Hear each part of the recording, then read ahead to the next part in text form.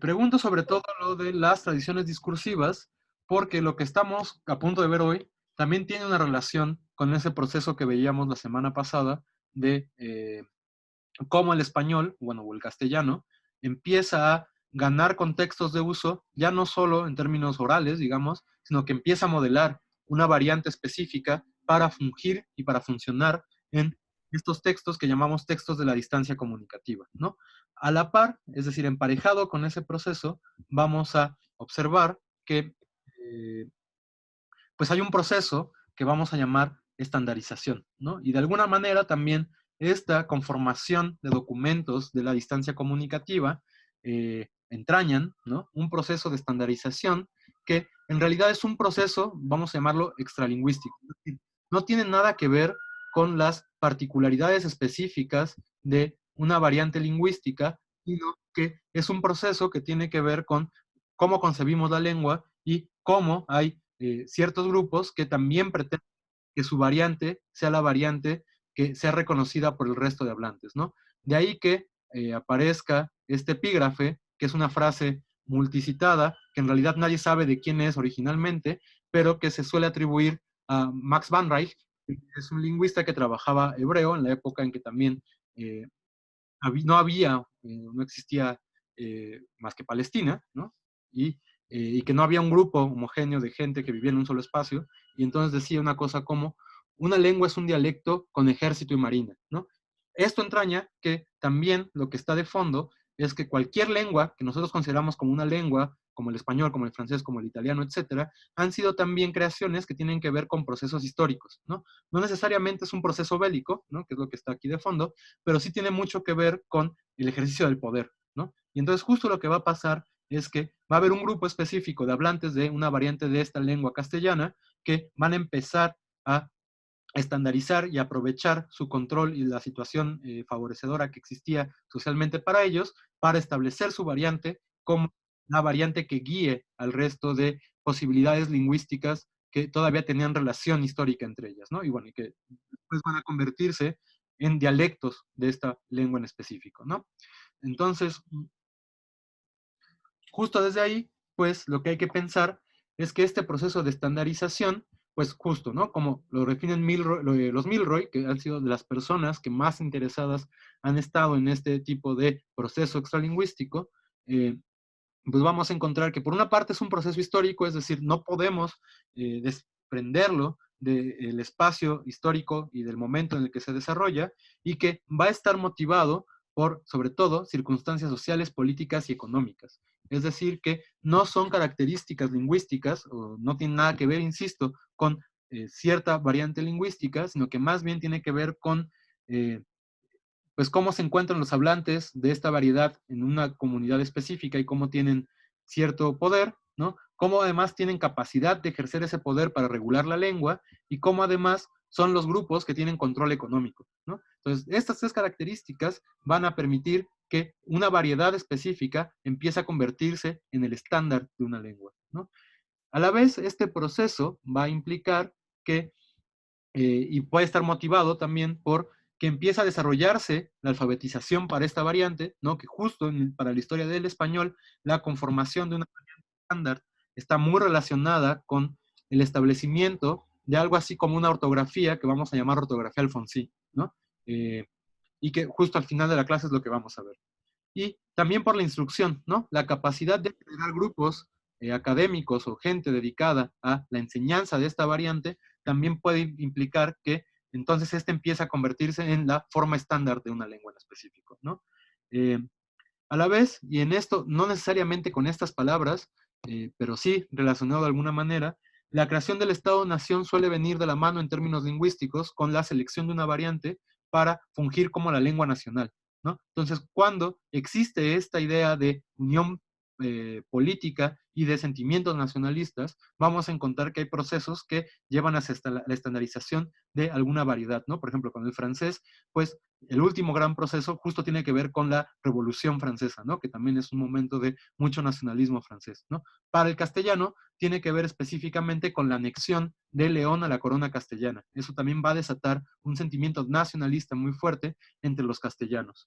Y también a la capacidad de tener un Estado centralizado, ¿no? Esto también en el momento en que está pasando en el español, lo que vamos a ver es que, pues sí hay un ejercicio del poder muy específico en Toledo, que es la capital de Castilla, ¿no? Que además, insisto, ya anexó a su corona al Reino de León. Entonces ya son las coronas de Castilla y León, que es como después se les va a conocer, ¿no? Eh, y justo en este proceso, la escritura es, insisto, fundamental, ¿no? Poder tener una capacidad ortográfica para tu lengua también va a permitir que esos usos se extiendan a más grupos y entonces empiecen a abrazar las soluciones lingüísticas de esta variedad para dejar las soluciones de las variedades específicas de los otros grupos y de las otras variedades que están emparentadas con la que se selecciona como un proceso para el proceso de estandarización, ¿no? Eh, ¿Hasta aquí todo va claro? Ok.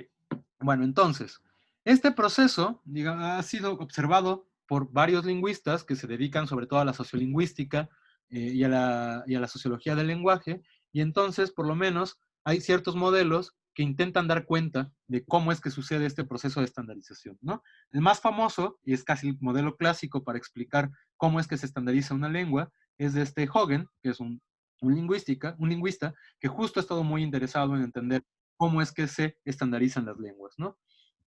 Entonces, para él, el proceso de estandarización en realidad está conformado de 4 subprocesos que no necesariamente se van dando uno después del otro, sino que, y vamos a ver que en el español así fue, pueden darse de la mano algunas de estos 4 subprocesos que llevan hacia la estandarización de la lengua.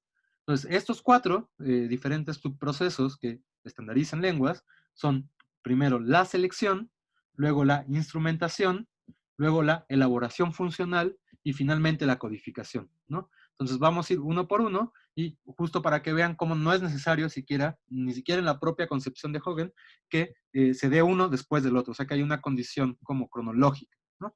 Entonces la selección, pues justo como su nombre indica, es seleccionar una variedad específica para que esa sea sometida a la estandarización, ¿no? Esto implica, y por lo menos, que hay otra variedad que está decidiéndose no seleccionar para funcionar como norma estándar, ¿no? ¿Cuáles son los criterios para seleccionar esta variedad? Como ya dije, pues son completamente extralingüísticos, ¿no? Tienen que ver con ideologías del lenguaje, por una parte, tienen que ver con también las características de los hablantes de esa variedad, ¿no? Entonces, por ejemplo, para el español sí es muy claro que fue la variedad de Toledo la que se seleccionó como forma estándar una vez que Toledo ya era la gran capital cultural de Castilla, y entonces esto implica también que era no solo la de Toledo en general, ¿no? Porque si asumimos, como hemos dicho ya varias veces, que ante todo la lengua es variación, eh, pues justo en Toledo también tendría que haber una variación lingüística, ¿no? Y si recuerdan, pues sí, había coexistencia de grupos no solo lingüísticos distintos dentro de las lenguas románicas, sino incluso étnicos, ¿no? Había presencia de hebreos, había presencia de árabes y además hablaban sus lenguas, ¿no? Entonces, además de ello, pues vamos a encontrar en Toledo, pues que había hablas de muchos lugares distintos de la península ibérica. Sin embargo, la que se va a seleccionar es el habla cortesana, ¿no? Es decir, la que se habla en la corte, esa es la que se selecciona como modelo idiomático. Entonces, ya a partir de ahí implica que el resto de variedades van a ser consideradas no aptas para el desarrollo de una variante estándar. De tal manera que también empiezan ahí los prejuicios contra los hablantes de estas lenguas, ¿no? Que son prejuicios que finalmente todavía nosotros tenemos en el siglo XXI, ¿no? Y por eso es que todavía andamos como con la corrección idiomática todos, sobre todo si estudiamos letras y andamos corrigiendo a los hablantes, ¿no? ¿Por qué? Porque justo estamos defendiendo el estándar, que además es el que nos enseñan a nosotros y que nos dicen que es la norma que debemos emplear, ¿no? Entonces, claro, digamos, esos prejuicios pues van a seguir existiendo, ¿no? Eh, insisto, pues la selección no es necesariamente lingüística, se da también por procesos extralingüísticos y en ocasiones puede no solo ser sociopolítica, digamos, o socioeconómica, sino también literaria, ¿no? Que es lo que pasa, por ejemplo, en el italiano, que pues el italiano es específicamente la variante toscana, ¿no? Y se selecciona la variante toscana porque fue la variante en la que escribió Dante. Pero claro, ahí el valor o el ideológico de esta variante pues tiene que ver con que se había empleado para crear literatura, ¿no? Entonces luego también muchas veces la variante que se selecciona tiene que ver con esos criterios, aunque lo más común va a ser que sean socioeconómicos, ¿no? Por ejemplo, así pasa con el inglés, así pasa con el francés, así pasó con el castellano. El segundo punto es la instrumentación, y lo que implica la instrumentación es la extensión de esta variedad a hablantes de otras variedades que no tenían esta como lengua materna o como variedad materna, ¿no?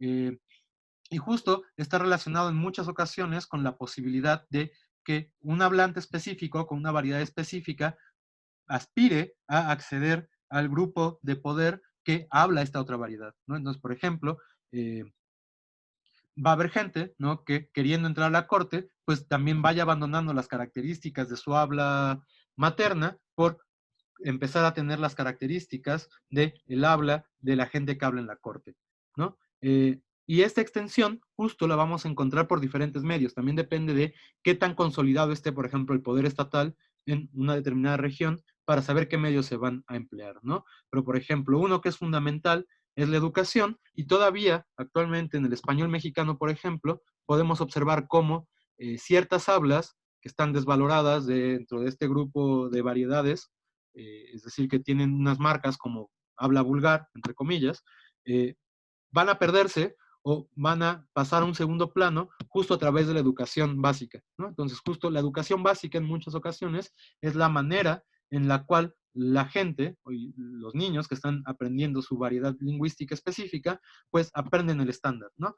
Si la educación en México fuera mejor, probablemente todos hablaríamos el estándar o tendríamos mucha claridad del estándar. No lo es, de tal manera que en realidad no todos los procesos de educación implican que se abandone la variedad materna, ¿no? O la variedad del grupo específico. Eh, y bueno, esa sería como una parte del proceso de instrumentación. Algo que es fundamental, que en esto voy a seguir insistiendo, es la graficación, ¿no? El desarrollo de ortografías y de documentación oficial van a permitir también que esta variedad empiece a ganar ámbitos comunicativos, ¿no? Y entonces, como esta variedad ya está oficializada para este tipo de documentación, pues quien quiera tener, no sé, pues una comunicación con el Estado, digamos, pues va a tener que escribir en esa variedad específica y no en su propia habla materna, ¿no? De tal manera que justo eso también contribuye a que las características del habla que se está estandarizando se vayan hacia variedades que antes no existían, ¿no? Eh, y bueno, justo en este momento, con esta instrumentación, con este momento en que empiezan a recorrerse estas variedades estandarizadas hacia otras variedades que no se han estandarizado, va a pasar también que va a ganar prestigio la lengua que se estandariza y claramente van a perder prestigio las hablas que no quedan estandarizadas, ¿no? De tal manera que lo que va a pasar es que quienes ya hablan y tienen mucho conocimiento de la variedad estándar, van a generar un proceso que se llama lealtad lingüística, es decir, que van a apegarse lo más que puedan a su variedad estándar, y quienes pues no la hablan, justo van a empezar a crear lealtad lingüística hacia también la otra variedad para poder acceder, digamos, a los privilegios que da tener esta habla específica, ¿no? Eh, Luego viene el proceso de elaboración funcional, que en términos lingüísticos es probablemente el que afecte más a la lengua estándar y en general a las lenguas históricas, porque en este momento es cuando empieza a recorrerse todo esta lengua o esta variedad estándar hacia todas las posibilidades textuales, por ejemplo, que tiene para desarrollarse en documentos de la distancia comunicativa, ¿no? De tal manera que, ya lo decíamos la clase pasada, empiezan, por ejemplo, un caudal de préstamos de las lenguas consideradas cultas o de cultura hacia esta otra lengua, empiezan a rechazarse préstamos de variedades consideradas inferiores, empieza también a desarrollarse una serie de elementos lingüísticos, esto que llamábamos la clase pasada juntores, para poder establecer las relaciones lógicas entre los elementos, y además pues empiezan a dar posibilidades para escribir cualquier tipo de documento posible que existe en esa comunidad, ¿no? Entonces justo la elaboración funcional es el punto en el que la variedad estándar va a cambiar su perfil concepcional de ser un habla más entre hablas para convertirse en el habla o la variante de la distancia comunicativa por excelencia, ¿no? Y en ese proceso va a ganar digamos, riqueza en términos de posibilidades expresivas para esta variedad, ¿no? Entonces ya todas las relaciones lógicas, por ejemplo, especializan conectores que en otras variedades pueden tener muchos significados, ¿no? Y esto justo para permitir que en la lectura de un texto no haya ambigüedad respecto a ciertas cosas, ¿no? Y decíamos, por ejemplo, en los documentos judiciales, pues eso es muy importante, ¿no? Que además es a través de los documentos judiciales donde va a empezar a crearse, sobre todo, esta variedad estándar del castellano. O sea que el castellano en realidad es una lengua de abogados, ¿no? Y finalmente vamos a tener la codificación, que es el último proceso en esta idea como medio cronológica, que insisto, no se da de la mano, en la que pues lo que va a pasar es que va a empezar a haber un grupo de especialistas en mantener la corrección idiomática. Es decir, gente que conoce muy bien la variedad, que es especialista en lengua o literatura, ¿no? En este caso, digamos, pues todavía no hay lingüística en el siglo XIII, pero sí hay una tradición filológica bastante acentuada, de tal manera que esa gente va a empezar a crear gramáticas y va a empezar a crear diccionarios, ¿no? Las dos herramientas básicas de la codificación son esas, la gramática y el diccionario. Pero además la codificación implica la creación de una gramática no descriptiva, sino de una gramática prescriptiva. ¿Por qué? Porque quienes están haciendo este proceso están sobre todo interesados en que se mantenga lo que ellos creen que es lo que es correcto en esta variedad, ¿no? O sea, de ahí viene el término de corrección idiomática. De tal manera que los usos de otras variedades se van a sancionar como usos poco adecuados. Y digo, por más descriptiva que quiera ser la propia Real Academia Española, en realidad sigue teniendo este perfil de codificación prescriptiva. ¿Por qué? Porque la gente que trabaja, por ejemplo, en la Real Academia Española o en la Academia Mexicana de la Lengua o en cualquier academia local de la lengua, pues lo que están haciendo es sancionar qué usos son adecuados y qué usos no, ¿no? De tal manera que todavía en la gramática de 2009, que se supone es descriptiva y que se supone es panhispánica, van a encontrar un montón de entradas que dice, se prefiere evitar el uso de tal construcción. ¿Por qué? Porque se alejan de las características que tiene la variedad que se ha estandarizado, ¿no? Eso también implica que la variedad estándar empieza a ser ajena en la medida de lo que pueda a el cambio lingüístico, ¿no? Entonces, justo a partir de eso es que en la escritura es que los cambios se ven poco a poco y van mucho más retrasados que como suceden en la oralidad, ¿no? ¿Por qué? Porque sigue siendo la escritura la referencia básica del uso de esta variante estándar, ¿no? Eh, digamos, bueno, esto es el proceso en términos teóricos de cómo funciona la estandarización de una lengua, ¿no? Insisto, estos procesos no necesariamente se dan de la mano y incluso podemos observar que empiezan al revés, ¿no? Por ejemplo, para el náhuatl hubo un intento de codificación primero en 1547, eh, cuando pues se crea la primera arte de, además de una lengua indoamericana, que es el arte de Olmos, y digamos, eso es un proceso muy rápido para esta lengua, a la vez que tiene una elaboración funcional también muy pronta, ¿no? Sin embargo, justo porque la selección no es de sus propios hablantes y porque los hablantes de esta variedad, o bueno, de esta lengua, eh, pues carecen del poder político real que tenían las autoridades coloniales, pues no logró estandarizarse una variante náhuatl, ¿no? Hubo intentos, pero pues nunca llegó a tener un éxito justo porque la selección parece ser tuvo algunos problemas sociohistóricos, ¿no? El español, pues más o menos vamos a ver que selección e instrumentación se dan de la mano, elaboración funcional empieza también muy temprano, y la codificación, pues en realidad la vamos a tener hasta 1492, que es cuando sale la primera gramática de la lengua española, ¿no? Que es la famosa gramática de Nebrija, que en su época, pues hay que decir, no fue nada famosa, casi nadie la leyó, y en realidad Nebrija era famoso por otras cosas, ¿no? Su diccionario ese sí tuvo mucho éxito. ¿Por qué? Porque pues era para aprender latín también se utilizaba, ¿no? Entonces, bueno, ese sería el proceso general de estandarización de una lengua. Hasta aquí, ¿hay dudas al respecto? Ok. No. Entonces, bueno, intentemos aterrizar todo esto en la historia ya del español, ¿no? Este proceso de estandarización se asume, empieza con Alfonso X, ¿no? En realidad hay un mito muy general, ¿no? Entre ellas, o parte de ese mito es que el epíteto de Alfonso X, o sea, el sabio, es que él casi con toda la voluntad del mundo y toda la claridad lingüística decidió establecer una norma del español y sobre todo una ortografía castellana, ¿no? Esto en realidad no es así, digamos, no hay un edicto regio que nos demuestre que Alfonso X, con toda la conciencia sociopolítica y lingüística del mundo, haya decidido emplear su variedad específica y haya ordenado que eso se hiciera, ¿no? Sin embargo, lo que sí empieza a pasar, y en realidad es un proceso que inicia con su padre, con Fernando III, es que empieza a haber una serie de traducciones de documentos escritos en latín, obviamente ya en latín reformado, que empiezan a traducirse al castellano y que empiezan a su vez a intentar regularizar ciertos usos ortográficos, por lo menos en los centros donde, los scriptoria, donde ellos tenían como mucha influencia, ¿no? Insisto, esto en realidad empieza con Fernando III, que es Fernando III el Santo, y continúa con Alfonso X el Sabio y con Sancho IV, que es el que le sigue en el poder, ¿no? Digamos, entre estas tres, en este periodo de tres reyes, empieza este proceso de estandarización, va a tener, sí, su parte más importante con Alfonso X, y luego en el siglo XIV y XV, otra vez vamos a encontrar ahí como una especie de alternancias gráficas que ya nos están revelando, con base en la ortografía alfonsí, que hay un proceso de cambio lingüístico, ¿no? En este momento, digamos, es el primer intento de establecer ya una ortografía del español, ¿no? Y sobre todo también, por otra parte, de esta elaboración funcional. Lo que vamos a encontrar en este momento es que empiezan a incrementar el tipo de documentos que se escriben en español, ¿no? Y sobre todo va a ser en tres áreas.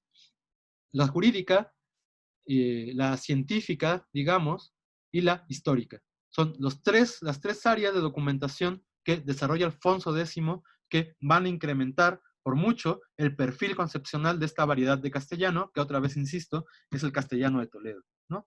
Y esto justo, les decía, además hay un proceso y un sentimiento nacionalista entre los castellanos, porque en esta época, en este momento, en 1230, se integra León a la corona castellana, ¿no? Entonces también hay un renacimiento de esta concepción de los castellanos como la vanguardia de la reconquista, ¿no? Como la vanguardia militar en la península ibérica, y entonces eso también les permite intentar, con el poder que tenían, establecer sus usos como la norma lingüística. Sobre todo eso va a ser para los usos castellanos, toledanos, por sobre los usos leoneses, ¿no? Que en este momento el leonés, en tanto lengua histórica, se convierte en realidad en una especie de variación dialectal del castellano. No digo por sus características lingüísticas, sino por la concepción de la gente que tiene respecto de esta variante, ¿no? Eh, y bueno, ¿no? En este proceso de elaboración funcional vamos a empezar a encontrar que se escriben ya un montón de tipos documentales distintos y, por ejemplo, entre los textos jurídicos, ¿no? Que fue una de las áreas más importantes para el desarrollo del castellano, insisto, pues vamos a encontrar sobre todo el texto más importante jurídico de España en este momento, que son las siete partidas, ¿no? Que también llevan el nombre de las siete partidas de Alfonso X, que es toda una recopilación jurídica del derecho castellano y una nueva estandarización jurídica, por una parte, y también lingüística, ¿no? Entonces, aquí hay una decisión, y ahí sí puede ser una decisión de políticas lingüísticas muy clara, que es esta característica de quiero que el derecho sea comprensible para la mayor parte de los hablantes y habitantes de este reino. Tal manera que voy a intentar que sea lo más homogéneo en términos lingüísticos y ahora la tarea es que todos los hablantes que están dentro de mi reino puedan entender esta variedad, ¿no? Entonces, eso implica que los hablantes con otras variedades, con otras características lingüísticas, empiecen también a aspirar a entender la variedad en la que está escrito esto. ¿Por qué? Porque, insisto, sobre todo con el derecho, pues era muy importante que todo el mundo entendiera qué estaba pasando, ¿no? Eh,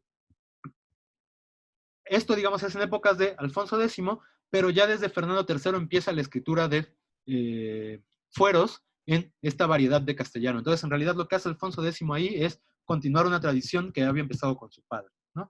Otra que es característica ya de Fernando III es la traducción de obras didácticas literarias, ¿no? Como los libros de las animalias que cazan y el Calila y Dibna, ¿no? Que justamente se corresponde con esta época. Pero otra vez, esta ya es traducción de documentos, en este caso árabes, hacia el castellano. Lo que importa de esto es que no hay una traducción de árabe a latín, sino que ya hay una traducción de árabe a castellano directo, ¿no? Esto es también una innovación de esta época dentro del que llaman el Círculo de Traductores de Toledo, ¿no? Lo que sí es una innovación de Alfonso X específicamente es el desarrollo de documentación historiográfica en castellano, ¿no? De esta época y bajo reinado y mandato de Alfonso X se escribieron dos obras que son fundamentales para la historiografía en la lengua, ¿no? Por una parte la General Historia y por otra parte la Historia de España. Fíjense cómo el uso de esta variedad para historia en realidad tenía una E, ¿no? Este no es una falta ortográfica, es muy conscientemente el uso del resultado de la palabra historia en esta variedad de castellano, ¿no? Y bueno, entre todo ello, entre todo este desarrollo textual, pues justo fue incrementándose el repertorio léxico de la lengua, hubo préstamo, ya habíamos hablado de la semana pasada, de palabras de lenguas consideradas de alta cultura, sobre todo latinismos, algunos arabismos muy especializados y también palabras griegas, y esto implica, por otra parte, que empieza a rechazarse una serie de préstamos de lenguas o de variedades consideradas con menos prestigio que la propia, ¿no? También va a permitir que empiecen a eliminarse diferentes resultados fonológicos, por ejemplo, de palabras que empiezan a estandarizar una sola forma y por lo tanto un solo resultado, ¿no? Habíamos dicho que todavía hasta este momento, por ejemplo, había alternancias en qué tipo de diptongo daban las vocales abiertas tónicas, ¿no? Bueno, en este momento la decisión ya va a ser consciente de que va a ser el único resultado posible dentro de la variedad estándar los usos que tienen la gente de Toledo, ¿no? Y bueno, y este proceso en realidad, insisto, va a continuar todavía después de Alfonso X hasta el siglo de oro, por lo menos, ¿no? Que va a ser el momento en el que se va a terminar de cristalizar el castellano y se va a convertir en español, además, ¿no? Ya como lengua histórica. Eh, y bueno, a pesar de estos intentos, esto es muy importante, vamos a encontrar que todavía va a haber una especie de lucha entre tradiciones de escritura, en otros escritoria que no estaba necesariamente dentro del círculo más inmediato de poder de Alfonso X, de tal manera que vamos a encontrar diferentes tradiciones de escritura todavía, ¿no? O sea, va a haber alternancias, y no solo va a haber alternancias entre escritoria y escritoria, sino que también las va a haber incluso dentro de los mismos documentos de Alfonso X. ¿Por qué? Porque, bueno, se supone que debió haber habido muchas manos que los hicieron, muchos son copias, entonces también ahí en el proceso pues ya no hay tanto control, ¿no? De tal manera que en realidad este primer proceso de estandarización lo que supone es más como una, digamos, como un mayoritario número de usos, de cierta forma, lo cual no implica que la variación se haya eliminado, ¿no? Y eso es muy importante porque justo a partir de esas características es que luego podemos identificar si un escritor de determinado texto en realidad era hablante de otra variedad que no era la de Toledo, ¿no? Y justo es ahí donde la grafemática, o sea, el estudio de qué tipo de letras y qué representación fonológica tienen, empieza a ser importante para entender cómo se va desarrollando el cambio fonológico y en general el cambio lingüístico, ¿no? Eh, ¿Hasta aquí alguna duda? No. ¿No? ¿Todo muy claro? Ok. Entonces, justo he estado diciendo que parte del proceso y de la importancia de este proceso en época de Alfonso X es que se establece una ortografía con ciertas tendencias ya muy específicas, ¿no? Esta ortografía claramente va a intentar representar los sonidos que tiene el sistema fonológico de esta variante lingüística en este momento. De tal manera que es necesario recordar cuál era el sistema fonológico del castellano en el siglo XIII para más o menos entender qué características son las que se van a intentar graficar eh, en la ortografía, ¿no? Y otra vez, esta creación ortográfica tiene como base el sistema fonológico, no los sistemas fonéticos, de tal manera que, y esto ya lo he dicho, quienes empezaron a tener estos intentos y consolidaron estos usos eran fonólogos, digamos, de hace 700 años, ¿no? No tenían nuestros mismos sistemas de descripción fonológico, no tenían ni siquiera la construcción de fonema en su cabeza, sin embargo, tenían mucha claridad de lo que estaban haciendo, ¿no? Era gente bastante, pues bastante lista para esto, ¿no? Y bueno, entonces justo hay que recordar que este es el sistema fonológico del español de esta época, bueno, el castellano, y no voy a hablar de qué proceso da cada fonema, pero hay que intentar recordar sobre todo qué distinciones y oposiciones sistemáticas hay en este momento, ¿no? Las oclusivas, esas están ya consolidadas desde hace mucho tiempo, Entonces vamos a tener el contraste sordo-sonoro para todo el juego de oclusivas y vamos a encontrar 3 puntos de articulación, ¿no? Que son los mismos 3 puntos de articulación de las oclusivas desde el latín, ¿no? Que son bilabiales, dentoalveolares y velares, ¿no? Entonces vamos a tener oposición pa, ba, ta, da y ca, ga. Digo lo de las oposiciones porque también es importante pensar que las oposiciones se tienen que graficar, ¿no? Entonces también deben recordar qué tipo de oposición hay.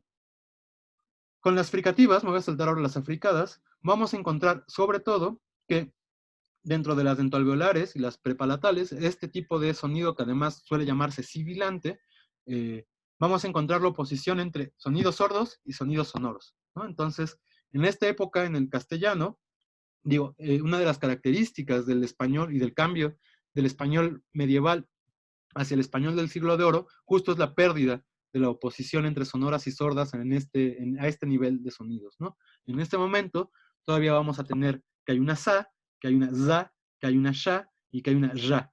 Ambas, insisto, son oposiciones fonológicas importantes, de tal manera que estas van a tener que graficarse, ¿no? Dentro de las africadas, las dentoalveolares también van a mantener esta distinción, de tal manera que vamos a encontrar una tsa y una za. Y por otra parte, la prepalatal tuvo un correlato sonoro, la cha tenía una ya, pero se perdió ya en este momento. Sobrevive todavía como alófono de un sonido, pero justo por eso esta oposición ya no logra fonologizar, digo, graficarse en esta elaboración ortográfica del siglo XIII, ¿no? ¿Qué más? Ah, bueno, hay una oposición que es bastante importante, que todavía existe en este momento y ya empieza a perderse, que es la oposición entre ba y ba, es decir, entre la bilabial oclusiva sonora y la bilabial fricativa sonora, ¿no? Recuerden, esta ba era el sonido que teníamos en castellano, que es del cual después se desarrolló una va interdental que nosotros nunca tuvimos en realidad, ¿no? El castellano nunca tuvo ese sonido, nosotros lo que tuvimos era una fricativa bilabial y en este momento la fricativa bilabial va a empezar a perder su condición fonológica, es decir, se va a desfonologizar para convertirse en un alófono de la bilabial. Sin embargo, todavía en la escritura llegó a consolidarse una oposición entre estas dos, ¿no? De ahí que todavía nosotros, si esto seguramente hubiera sucedido unos 100 años después, no tendríamos faltas de ortografía entre B y V, ¿no? Porque hubieran sido reconocidos como el mismo sonido. Sin embargo, esta falta de ortografía se la debemos a la existencia de ese sonido en el siglo XIII y a una primera tradición ortográfica del castellano, ¿no?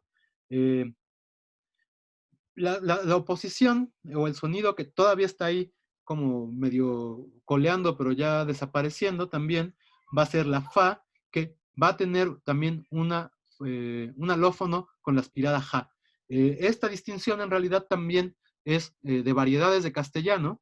Generalmente la fa era la variedad de Toledo, en esto la llamada variedad del castellano nuevo, y la ja era la particularidad del castellano viejo, sobre todo de Burgos, ¿no? Entonces, por ejemplo, ahí se ve que a pesar de que se estaba estandarizando la variedad de Toledo, hablantes de más del norte pudieron en algún momento incidir en ese estándar para también pues dejar su propia impronta específica fonológica, ¿no? En este caso, la ja.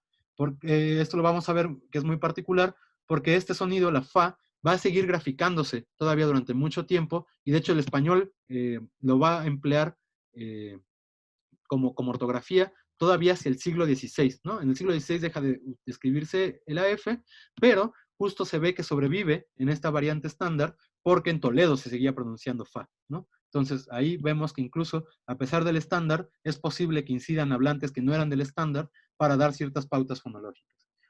Y bueno, otros sonidos que van a ser... Sí, perdón.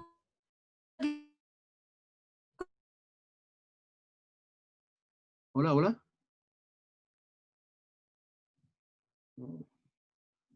Hola, hola, hola. ¿Me escuchan? Sí, es más de la que no se escuchó bien. Ah, ok. Bueno, pero ya me había asustado. Pensé que no me habían escuchado los últimos 5 minutos. No, sí se escucha. Ok. Sí está todo bien. Bueno, igual ya saben, ¿no? Si se empieza a trabar, me avisan, por favor. Porque luego sí pasa que hablo y ni cuenta me doy y pues tengo que repetir todo. Y bueno, justo, decía, otros fonemas que van a ser difíciles de graficar o que van a implicar como elaboración de sus propias grafías, pues son las palatales que no existían en latín, ¿no? La ña, la ya, y por otra parte también la vibrante múltiple, la ra, ¿no? Que no existía tampoco en latín, entonces no tenía una base clara para representarse, ¿no? Entonces, a partir de ahí, también vamos a ver que se pone el ingenio de quienes están elaborando estos textos, no lo hacen de la nada, tienen tradiciones de escritura de otras variedades románicas, del provenzal, del catalán, del occitano, sobre todo de esas lenguas, para intentar graficar su propio sistema, ¿no? Eh, esta parte de aquí la tengo para que recuerden esas oposiciones que son importantes, pero como ya las estaba mencionando, no las voy a repetir ahora, ¿no? Eh, en algunos casos está cuál es la etimología de cada uno, están en mayúsculas, porque en teoría representan letras de latín, aquí debería ser una C, una K, perdón, pero pues aquí es donde ustedes tienen que intentar recordar el semestre pasado, ¿no? Justo ese sistema fonológico es en el punto en el que nos quedamos el semestre pasado, y justo este era el tema que íbamos a ver cuando ya no hubo clases, ¿no? La graficación en época de Alfonso X. Entonces, después, en alguna clase siguiente, la próxima, vamos a terminar de ver el proceso fonológico de la evolución del castellano hacia el español, por lo menos del siglo de oro. Entonces, la base va a ser esto, ¿no? Así que, por favor, estudienlo e intenten recordar los orígenes de cada sonido, ¿no? Ahí hay, los handouts, en teoría, tienen todo eso desarrollado, así que no debería ser tan problemático. Y bueno, entonces, digamos, este sistema fonológico es el que intenta graficarse y normarse en la época de Alfonso X. Otra vez, no hay una sola ortografía, vamos a seguir encontrando variedades y variación dentro de la escritura, pero sí empieza a haber una tendencia de escritura y en ese sentido es que podemos hablar de una norma lingüística específica, ¿no? O una norma de graficación. Todavía, claramente, no son uniformes y esa uniformidad todavía va a tardar muchos siglos, pero insisto, es un primer intento que es muy importante para la historia del español, ¿no? Entonces, no tampoco vienen todos los usos gráficos que se emplearon en la ortografía alfonsí. Voy a hablar de los que me parecen más relevantes en términos de el cambio lingüístico que va a haber después, ¿no? Y del cambio gráfico. Entonces, también a partir de aquí ya vamos a saber que a veces si encontramos una I larga, que es el nombre de esta letra en este siglo, todavía no se llama J, pues sabemos que tiene ciertas posibilidades de lectura, pero que no es una falta de ortografía, ¿no? O si encontramos otros cambios, sabremos que esa sí es una falta de ortografía y no una mera alternancia de grafías, ¿no? A esto, para lo que voy a exponer a continuación, de manera muy rápida, también hay que tener en cuenta que hay una característica específica de estas ortografías, que es que están muy relacionadas con la materialidad de la escritura, ¿no? Entonces, hay tipos de letras específicos que determinan ciertos usos gráficos, también hay ciertas necesidades de escritura, por ejemplo, mucho más rápida, que también van a implicar que vayan apareciendo linetas o trazos que pueden ser letras, pero que también son apoyos de la pluma a la hora de escribir, ¿no? Entonces, también eso hay que tomarlo en cuenta porque es fundamental para entender algunos usos que vamos a encontrar respecto de estas letras, ¿no? Entonces, ahí sí insisto, es muy importante esta materialidad del libro o de la escritura para entender las características de este sistema de ortografía. Perdón, se están pasmando ustedes en mi video. No me he parado yo, ¿verdad? No, no ha habido problemas de conexión. No, No. todo Ok, bien. entonces sí. Bueno, entonces las primeras tres grafías que vamos a considerar son la I, esta que, insisto, no se llama J, se llama I larga, y la Y. Claramente se ve que esta Y es préstamo de otros sistemas de escritura, no de latino, en realidad es de griego, de ahí su nombre. Y esos dos son desarrollos paleográficos del trazo de la I, originalmente en la ortografía latina, ¿no? Entonces van a alternar a veces con usos vocálicos, sobre todo estos dos, aunque algunos casos también de este, y usos consonánticos. Entonces, generalmente para las vocales no hay mayor problema, las tres se utilizan para graficar el timbre I, aunque esta va a tener un uso muy específico para el timbre vocálico. Sobre todo, y va a empezar a utilizarse en esta época para palabras que acaban con I y que son monosilábicas. De ahí que venga nuestra escritura ya convencionalizada para nuestra variante de muy con Y, pero todavía vamos a encontrar en esta época variación de muy con I. y breve, ¿no? Entonces, justo en este momento empieza a graficarse este sonido en este contexto específico con Y. Y también se va a especializar la Y para la conjunción I, ¿no? Que viene del latín et, y eso nos da en español I con un alófono E. Esa también va a empezar a graficarse en este momento con la Y. Vamos a encontrar alternancias todavía durante algún tiempo con I breve para la conjunción, pero digamos que en realidad desde el principio en los Scriptoria alfonsíes estaban considerados como arcaísmos, ¿no? Entonces se preferían las formas con Y. Ahora, la I larga generalmente se empleó cuando no tenía valor vocálico sino consonántico para este fonema, el fricativo prepalatal sonoro, la RA. Y justo de ahí viene nuestra tradición de escritura de palabras como consejo, que en esta época era consejo, con la J, bueno, con la I larga, ¿no? Aunque, o por ejemplo, palabras como judío, aunque vamos a encontrar todavía que hay usos que van a preferir la I corta por sobre la I larga. Al final va a terminar consolidándose este tipo de ortografía cuando esta grafía, la I larga, ya no represente la RA, sino su propio proceso de evolución, digamos, natural en el castellano, que es la JA, ¿no? Este cambio ortográfico en realidad es del siglo XVIII. Y muchas veces la Y con sonido, con valor consonántico, se utilizó para la ya, que es el alófono de esta consonante, de la fricativa prepalatal sonora, de la ya, en posición inicial, ¿no? Esto existió como fonema en algún momento en la lengua, en este momento ya desapareció, entonces justo esta ortografía no va a tener éxito porque ya no existe como fonema, ¿no? Entonces se van a encontrar otras maneras de graficar este alófono, pero ya pensando mucho más en el fonema al que pertenece y no en su alófono específico, ¿no? De ahí que encontremos en esta época formas como gent para gente o yerba para hierba, bueno, o hierba, ¿no? Que también lo decimos así. Otras que son muy particulares son la F inicial, la F intervocálica, un tipo de escritura que van a hacer en este momento, que es la doble F y la H. La F y la doble F, la distinción, y sobre todo cuando está inicial de palabra la F, doble F, significa que esta en realidad es una característica paleográfica. Parece ser que es un refuerzo del trazo para hacer la F, lo que va a generar este tipo de letra inicio de palabra. Lo mismo que, y vamos a ver más adelante, doble S larga, ¿no? La F, por su parte, no va a tener ningún problema. Insisto, en la escritura alfonsí se va a mantener la F etimológica latina, que parece ser representa todavía en esta habla toledana este sonido de la fa, ¿no? La fricativa labial sorda, sí, sorda. Entonces, justo va a empezar a graficarse en el siglo XIII todavía una F, ¿no? Y vamos a encontrar que también doble F va a aparecer en palabras que la tienen en medio.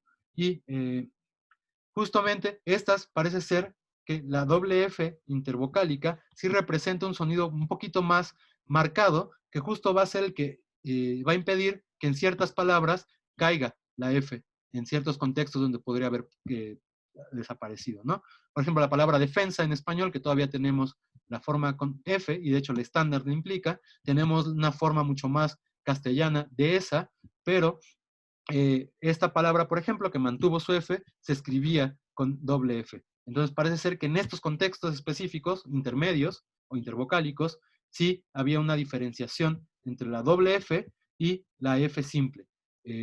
Insisto, a inicios de palabra tiene que ver más con características de la escritura, ¿no? Y lo mismo la H. Vamos a encontrar unas Hs en esta época que llaman Hs antietimológicas, ¿no? Algunas incluso se van a consolidar en la ortografía. Parece ser que esto eran características de la escritura en esta época, de tal manera que escribir una E implicaba o necesitaba un soporte en la escritura y entonces se utilizaba la H, que no se relacionaba con ningún tipo de sonido, ¿no? Entonces justo en este momento la H no representa la aspiración. La aspiración va a estar representada hasta el siglo XVI por la F. Entonces justo esta de la Fermosa de la Finojosa, pues en realidad siempre tendría que haber sido Hermosa de la Hinojosa, ¿no? A pesar de la ortografía. La distribución entre B, U y V tiene dos características. Por una parte, B se utiliza para graficar siempre la oclusiva bilabial sonora. Entonces, esa sí va a ser regular y oponía la escritura a los sonidos que tenían la fricativa bilabial sonora, la VA. De tal manera que vamos a encontrar una distribución clara fonológica entre estos dos sonidos. La distinción que vamos a encontrar entre U y V tiene que ver con tipos de letra. En realidad, las letras, por ejemplo, la gótica prefería la V frente a la U, que después fue preferida por la escritura humanística ya en el siglo XVI, ¿no? En esta época, las dos pueden tener o valores vocálicos del timbre U o valores consonánticos del tipo de la fricativa bilabial sonora, de la UVA.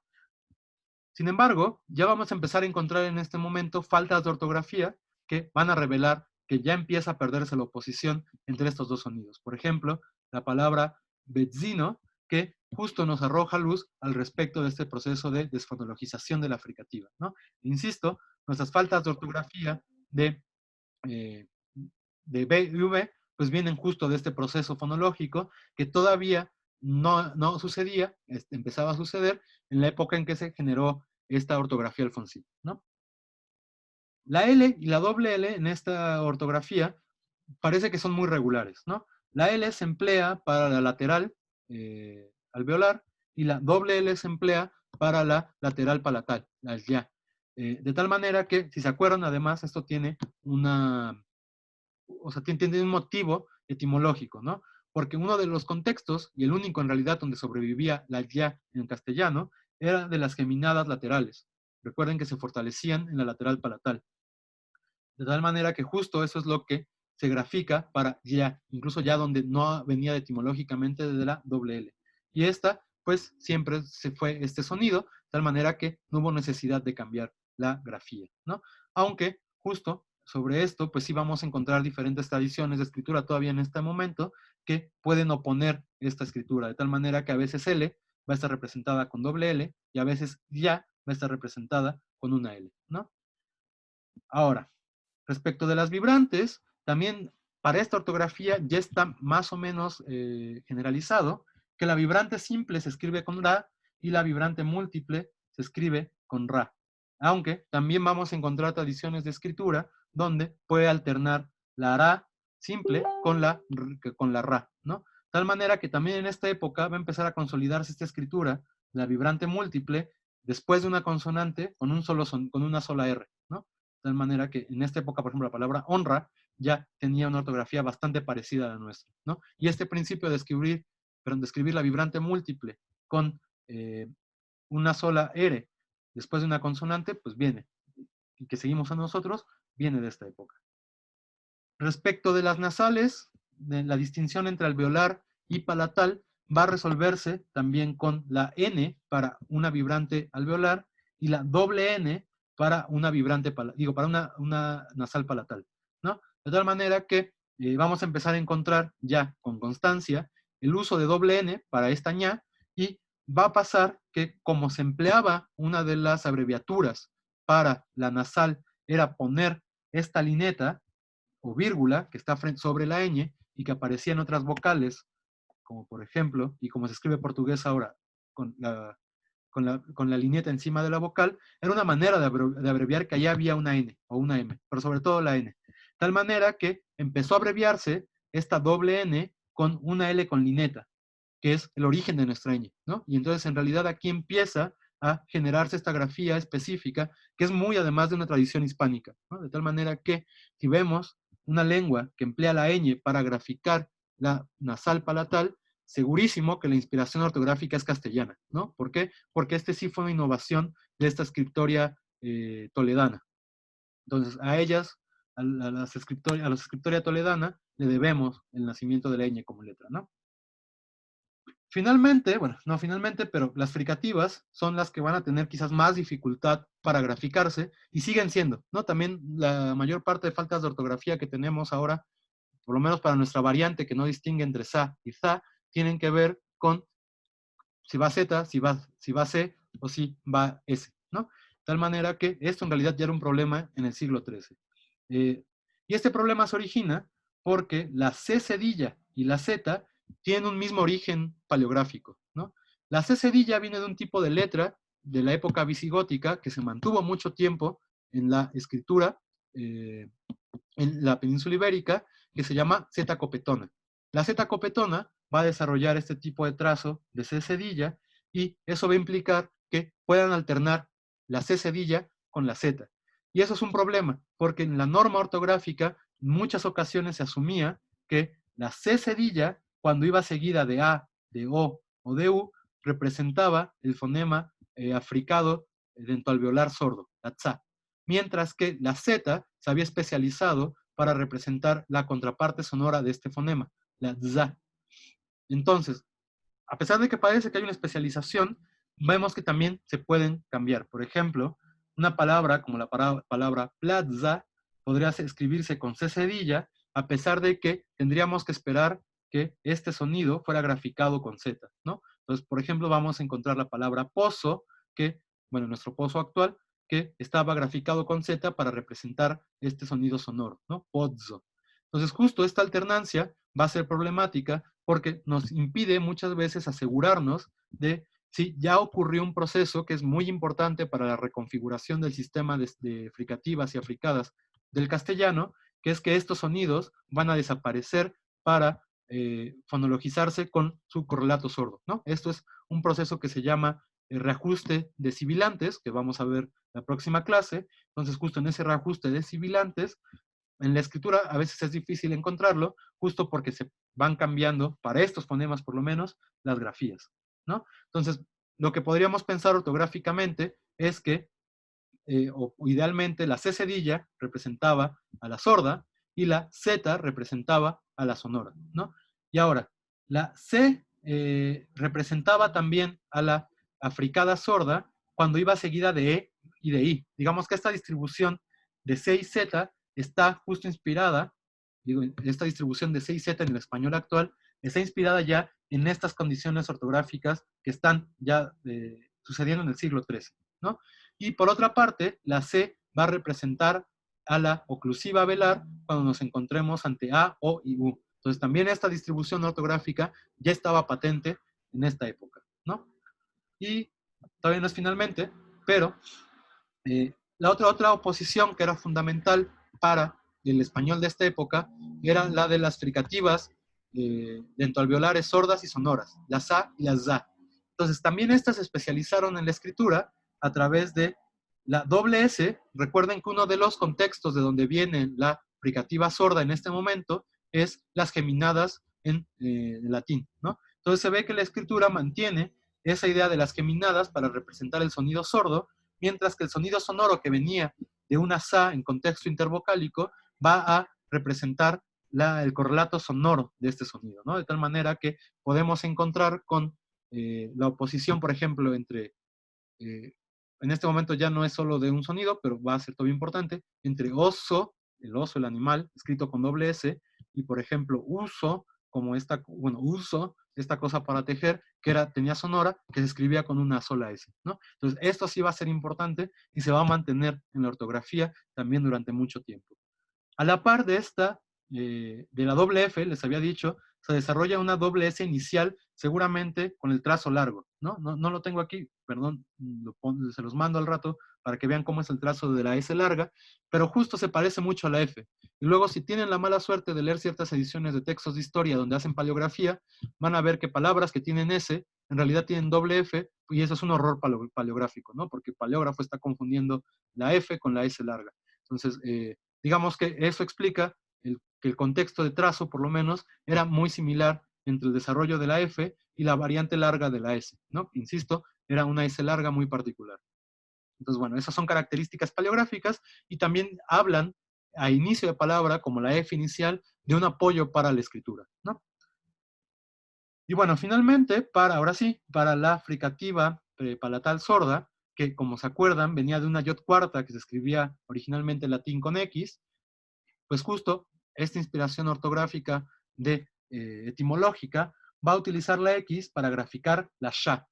De tal manera que esto, por ejemplo, era todavía regular en el español del siglo XVI, todavía teníamos este sonido sha, de tal manera que cuando llegan los españoles a América y tienen que graficar lenguas amerindias que tienen muchas este sonido sha, empiezan a escribirla con X, ¿no? De ahí que, por ejemplo, palabras como el metro Xola tengan X, o que Tashkenya durante mucho rato se escribiera con X, ¿no? ¿Por qué? Porque representaba originalmente ese sonido que tienen lenguas amerindias. Actualmente, pues la X en español ya no, ya no significa este sonido, pero en otras ortografías, por ejemplo la del náhuatl, vamos a encontrar que esta grafía representa este sonido, ¿no? Aunque, y digamos, eso es importante, compitió un rato con doble S, ¿no? De tal manera que palabras como Eshida, esta palabra del Cid, que empieza, ¿no? Que sale de la ciudad, dice Eshido de la ciudad, una cosa así, puede ser encontrada escrita de esta manera, ¿no? Veíamos que esta tenía un correlato sonoro, esta fricativa prepalatal sonora. Ya habíamos visto algunas formas de escribirla, pero también va a encontrar otras maneras, por ejemplo, LI, ¿no? Esa es una escritura también de orden etimológico. Si se acuerdan, este sonido es el reflejo de L-Yot, que es Yot segunda, ya después de muchos procesos de cambio, ¿no? Primero fue ya, luego fue ya, y luego fue ya, que es este sonido que tenemos en este momento. Tal manera que palabras o grafías, voy a leerlo como está escrito, filio o mulier, podían en realidad representar las formas fillo y mujer, ¿no? Y justo va a competir en este momento este sonido, además de las formas que ya hemos visto con Y y con I larga, va a competir un rato con G, ¿no? La G en otras tradiciones de escritura representaba este sonido, de ahí que durante muchos siglos, mujer y luego mujer en español, se escribiera con G, ¿no? Entonces, si se van al texto del siglo XVI, la ortografía es con G, y eso va a ser bastante constante y viene de esta base ortográfica, ¿no? Y bueno, en realidad esto es, a grandes rasgos, las características de la ortografía alfonsí, y con esto ya podemos también empezar a observar características, por ejemplo, quienes están trabajando textos del Testamento del siglo XIII, pues pueden a lo mejor, con base en esto, ir encontrando mucha más claridad respecto a qué usos gráficos hay, ¿no? Esta ortografía, después de Sancho IV, como que empezó a tener ciertos cambios, incluso ya en época de Sancho IV empezó a tener algunos cambios.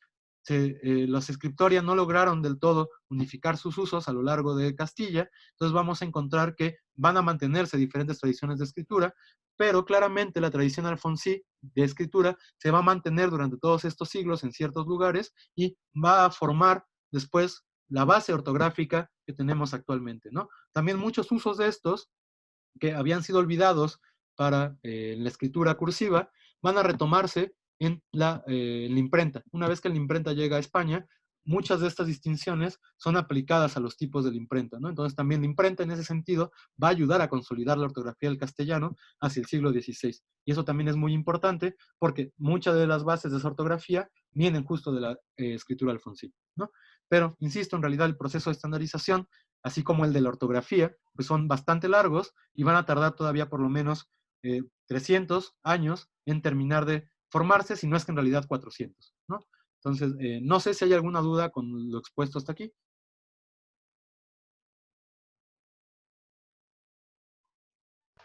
No, todo bien. Ok. Entonces, lo que sí les quiero decir es que, Este, perdón. sí, yo tengo una pregunta.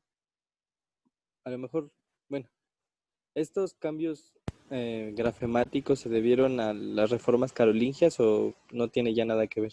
No, aquí ya estamos muy lejos, ¿no? La aplicación, recuerden, ¿no? De la reforma carolingia en España es en el Concilio de Burgos en 1085, ¿no? Y aquí ya estamos en el siglo XIII, es 1230, la anexión de León a Castilla, el reinado de Alfonso X, si no mal recuerdo, empieza casi ya en la segunda mitad del siglo XIII. Las fechas, la verdad, esas no las recuerdo. Pero en realidad sí ya estamos bastante distantes, ¿no?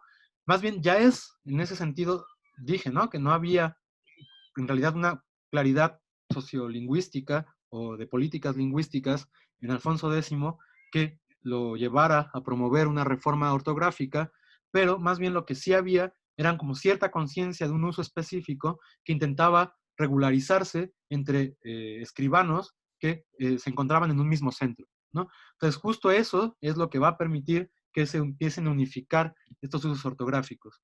Ahora también lo que pasa es que ese momento en que empieza a elaborarse la forma estándar del castellano y que empieza a requerir de escribirse en otro tipo de textos. Entonces, para poder hacer eso, para que no haya dudas en las resoluciones lingüísticas de un proceso u otro, justo también eso va a motivar que se intente crear una ortografía muy específica, ¿no? De ahí que justo, pues, tengamos, ¿no? estos usos ya muy específicos y particulares y medio normalizados. Pero no, en realidad sí ya, la reforma carolingia en España también ya tiene 200 años que empezó a existir. Sin duda, de alguna manera, la escritura en romance en general, en la península ibérica, esa sí está motivada por la reforma carolingia, por el concilio de Burgos, pero esto sí ya no necesariamente viene directamente de ahí, ¿no? Sí es consecuencia de, pero no viene de ahí directamente. Gracias. Sí. ¿Alguna otra duda? Bueno, entonces lo que les quería decir, eso sí, es que bueno, ya falta muy poco para que acabe el semestre. Eso por una parte va a implicar que no logremos ver absolutamente todo lo que yo hubiera querido que viéramos, ¿no? Voy a intentar centrarme en cambios fonológicos ahora y en algunas cosas de la historia del español, ya que existe el español americano, que creo es algo que es muy importante para nosotros y que casi no se da. Pero por otra parte, además de eso, lo que importa es que su trabajo final pues ya tiene que empezar a salir, ¿no? Entonces, quizás no tengamos el tiempo suficiente en las sesiones para ver el trabajo, pero por lo menos ahora, en estas semanas, antes de ya observar y entregar el trabajo, si tienen dudas, si necesitan que de repente nos sentemos a observar su documento, intentar caracterizar ciertas cosas y así, pues no duden en escribirme y intentamos agendar o una sesión para todo el grupo para saber cómo trabajarlo en colectivo, o una sesión por equipos para que vayan viendo también como qué hay que analizar o qué han analizado y si se puede guiar hacia otro lugar, ¿no? Entonces, eso del trabajo sí los invito a que lo hagan para que no sea un problema en 3 semanas que va a empezar el final ya de semestre y pues si no tienen más dudas, pues nos veríamos el próximo jueves, ¿no? Sí, una duda. Perdón, no es que no te escuché. Que tenemos una duda sobre qué texto trabajar, el crítico o el paleográfico. Justo el paleográfico les va a servir mucho para observar las características y la distribución de tipos de grafía y de particularidades gráficas de su texto, ¿no? Si además tienen el de Charta, en la página de Charta hay un manual, que es el manual más o menos unificado para todos quienes han trabajado en la red, para saber más o menos cómo representar ciertos tipos de letras y también hablan, ¿no? De hecho, de ciertos procesos fonológicos que están sucediendo. Entonces, les conviene leer ese manual para que se dé una idea de incluso la edición gráfica, la edición crítica, que está asumiendo respecto de los usos paleográficos de la versión paleográfica, ¿no? Entonces, justo, insisto, la versión paleográfica les va a servir sobre todo para una caracterización grafemática, mientras que la versión crítica para el resto del trabajo, que es esta cosa de sintaxis, de léxico y de tradiciones discursivas, ¿no? Y otra vez, lo de tradiciones discursivas, lo que conviene que hagan es que no solo lean el suyo, sino que vayan comparando por lo menos los demás para que vayan entendiendo qué queda igual, qué cosas se mantienen y qué cosas van cambiando en la propia construcción del texto, ¿no? ¿Queda claro? Sí, gracias. Profe, Sí. en el Classroom hay una tarea que subió hoy. ¿De qué se trata? Ah, sí, es que me habían comentado varios que a mí se me había olvidado pasar o bueno, subir un espacio para la tarea sobre las metáforas que habíamos visto ya hace un rato y que muchos han estado subiendo incluso a otros documentos, ¿no? Entonces, para tenerlos en orden, ya las subí ahí, entonces por favor suban ahí sus tareas. Perdón por el descuido, la verdad es que se me había pasado completamente, ¿no? Ok, gracias. ¿Pero de qué era esa tarea? Es que sí me perdí yo. No sé de qué es. Era la tarea cuando vimos cambio semántico, que bueno, les dije, ¿no? Hemos visto en realidad mucho cambio semántico en gramaticalización, entonces vimos como cambio semántico de léxico y vimos sobre todo este tema de metáforas, ¿no? Y de metaforización como parte básica del proceso de cambio léxico, ¿no? De tal manera que lo que les había pedido es que pensara en alguna metáfora que se viera que está organizando ciertos cambios en el léxico o que es muy activa en español actual y que entonces puede hacer que una palabra específica cobre nuevo significado. En realidad era eso, buscar una metáfora que ayude a entender ciertos cambios en el español. Ah, ok, gracias. Sí. ¿Alguna otra duda?